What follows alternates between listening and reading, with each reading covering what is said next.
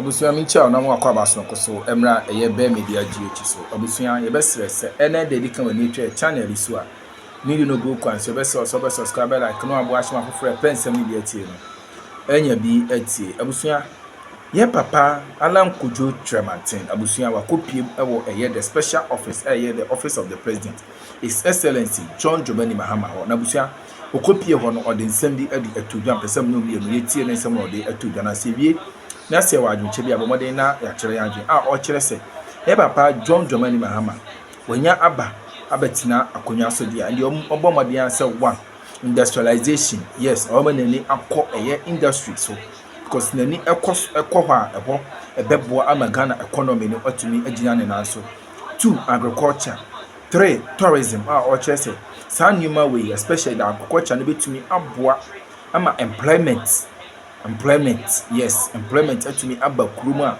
abete eye unemployment rate no so se papa edin komo no wie no side to jase he papa emenani embrace corruption dia bo modern so obitu ase ombo modern ase obitu ase no onsan hwe your constitution no make sure say enisesaye bi anasense kraye bi ebebe mabusa papa edin komo papa ya kasa me person kasa ba wa me pese ko ni kuti ensem a ye papa Alan Kojo Kyeremanteng edi atudabra okopie mu ewo eye the office of the president ye papa His Excellency Goodnews-Mahama na so ye na se wi na se wadche bia ya bomode na ya kire ya adwena ba hya no so amense ha be media GH so se ene de dika wani twa channel so ni di kwan so be subscribe like no abo ahima foforo pensem ni bi atie anya bi atie ya dasi program unless there's a program of transformation, then you are likely to slide back into instability, which is what takes you to the IMF in the first place. And so with a great transformational plan, I very respectfully like to recommend a number of priorities for your consideration, which is stabilizing the macroeconomy. I know that because of our manifesto promises, there's a lot of pressure. Everything is important, but I feel that it's the macroeconomy and the economy as a whole that basically must occupy your highest consideration. Aligned with this, also I would say a prioritization of the productive sectors of our economy: industry, agriculture, and then tourism, because that speaks to the next most critical agenda for our nation, which is creating employment, particularly for the youth. Now, beyond this, also I think is the issue of corruption, which you've spoken about, and which robs us as a country of so much resources that we can channel into development. The next is constitutional reform. Constitutional reform that would enhance the quality of governance in our country. And I'm sure you're already aware of many of those areas that require reform. And last but not the least is the issue of Galamsey, which obviously is an existential threat. It's not just a question of those living in Galamsey communities. This is something that is going to affect all of us as Ghanaians. So, very respectfully, I think that these two development paradigms, I would recommend that you look at them quite seriously. And within the context of a government of national unity, we are prepared to provide all the support that is required for you to be able to implement both the agenda for transformation and also the government of national unity. Your Excellency, in conclusion, I think the greatest legacy you can leave for our country is to help build a peaceful, united, prosperous country which provides equal opportunity to all Ghanaians, irrespective of their political affiliation, ethnic or religious affiliation. We wish you very well together with your team. Thank you. And I think on that regard, I'd like to make a presentation of the great transformational plan to you. Yes. Thank you. Thank you. Welcome you, and to say how much I appreciate this visit, to physically express what you had already done by phone. We spoke on the phone and you extended your congratulations, but I think this follow-up with members of your team is significant, and we appreciate it very much. Like I said, the easy part is over, which is the campaign and the election. The difficult part now begins, and as our traditionally say, many heads are better than one. And you've properly analyzed the challenge of our democracy, and that is that we cannot harness all the human resource we have to be able to move the country in the direction that we want to go.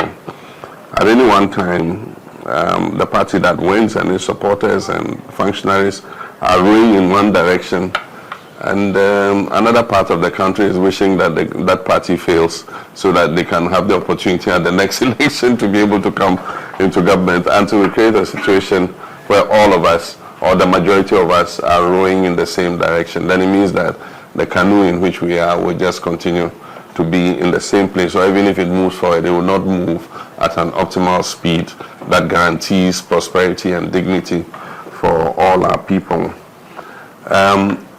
Since 1992, we have implemented the Fourth Republican Democracy under the 1992 Constitution. And I believe that it is based on multi-party democracy. And so the strength and health of political parties is at the core of our democracy. And so one would, even though we're opponents, wish that, the parties that are on the other side of the divide are healthy, and that, they also have their democratic systems working, and that they contribute their quota on whichever side of the divide, government or opposition, they contribute their quota to national development. So we can't be happy with the current situation in the NPP, and I hope that they'll quickly recover from this dramatic loss that they have suffered, and then put their act together. We could see it coming, and I've been in politics long enough to realize that there was something wrong in the NPP. I remember clearly, and some people have played it over again, our friend Mustafa Hamid, who was advising me at the time that if you reach a stage where you cannot be advised, then there's something wrong, wallahi. I think that unfortunately he didn't have that same advice for the leadership of his party, because it got to a point where democracy in the NPP really, was not what we've been used to and what we all know, and so it was obvious that they had become tone deaf in terms of what was happening in the country. People's complaints and all that, I don't think that it really penetrated, because this was the easiest election to predict. They should have seen a loss coming. I saw Vice President Bawumia saying that they are disappointed because they had worked hard enough, and so they thought they were going to win. It was obvious that they were going to lose this election. That meant that they were not in tune with the reality on the ground. We know that there have been some issues that led to your leaving the party, and there have been other things that have occurred over the years. I think that sometimes disruption is a good thing, because then it allows a new beginning. And so I think that all the strands that belong to that tradition, should find a way of putting the pieces together, reconciling, and seeing how the party can be rebuilt so that it continues to be a viable vehicle for sustaining our democracy. I'm happy you've spoken about the issues to do with the challenges of our democracy, and they are all too obvious. You mentioned the winner takes all, and we have a system where certain vulnerable groups are not as well represented in our political system as they should be. And so it's something that we need to look at. Luckily, we have the opportunity to look at the whole 1992 Constitution again. It's been crying for a review, and I remember Professor Mills made quite some movement towards it. I tried to continue, but I hit a stumbling block when somebody took us to court. By the time the issue was resolved, we went into an election year. It was not conducive to continue, so we decided to leave it to the next government. I'm aware that President Akufo-Addo's government had a committee working on something. Chairman Sabusu's committee, there's a report or something.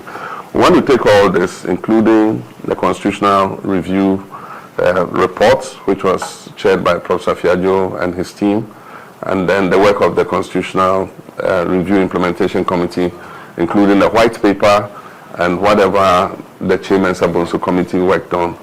We want to see if we can bring all this together, synthesize it, and do a national constitutional review validation conference, and look at how us together, all stakeholders in this country, represented chiefs, professional groups, everybody, and then we look at what is relevant and what we did not even anticipate.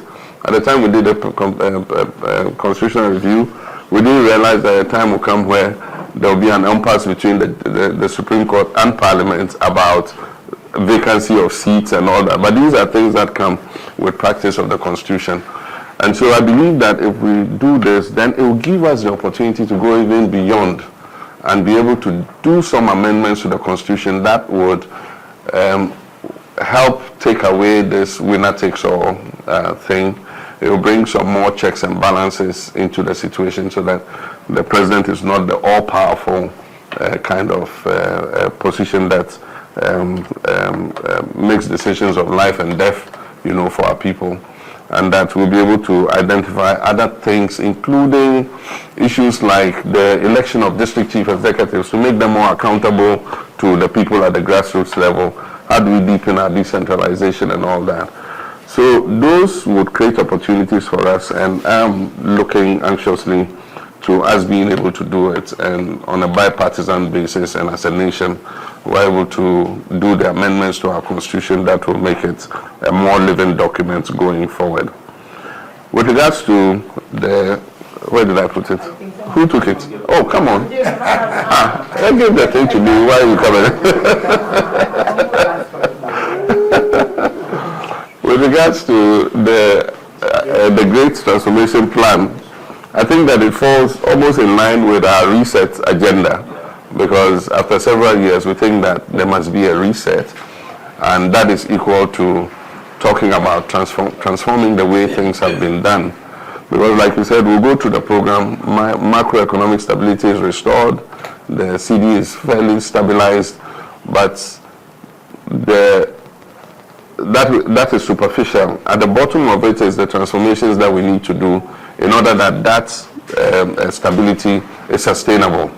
And that is what we've not been able to achieve. The last time I was looking at a map showing the imports that we make into this country. I'm sure it was on social media, everybody saw it. And hundreds of millions of dollars every year just go to create employment for other people. In the area of tomatoes, tin tomatoes. I don't know how true it is, but I can't believe that we're eating $1 billion of imported tin tomatoes. It's not possible. We need to interrogate those figures, but whatever it is, I know that a huge amount is going into importation of tomatoes, something that we have a comparative advantage to produce, into rice, into vegetable cooking oil, into many things that, if we put our mind to it, we can produce. And that's why, for me, agriculture and agribusiness, agro-processing is going to be one of the number one focuses. We pay lip service to giving support to farmers. We bring subsidized fertilizer, half of which gets smuggled to our neighboring countries anyway. And the real farmers who need the fertilizer don't get it. And so how do we use a system that identifies them and makes sure that if government is targeting them with subsidies or with any assistance, it goes to those who are actually the farmers and not to political party apparatchiki. So those are some of the things we need to look at, and that's why we're thinking of farmer service centers that have a catchment area that registers all the farmers, measures their farms, know what they're growing, and at the beginning of every farming season, if government has any support for them, we have mechanization services, tractors, fertilizer, you know, all the agrochemicals that they need. And they just go to their farmers service center. They are registered there. We know their farmers. We know the acreages that they produce. And then they're able to get the support that they need. But over the years, we've left the value chain. Once the farmer produces, he is on his own. I know because I'm a farmer myself. Last year, my soya bean, people just came and told me how much they will buy it for, and it was not worth my while, because then, even though I broke even, you know, it didn't give an incentive for me to be able to continue farming. And so I can imagine that for me, who is probably a medium-sized commercial farmer, one of the small-scale farmers. And so how we tie down the agribusiness and agro-processing, and so that we're adding value to the crops that the farmers are producing, is something that we need to look at. And that falls in line with industrialization. As you have said, you have been in that ministry before, trade and industry. So you know that we need as much as possible to industrialize, to create opportunities for our young people. Happily, Asia, with the increased prosperity, is becoming a high cost point for production. And so there are a lot of investors who are looking for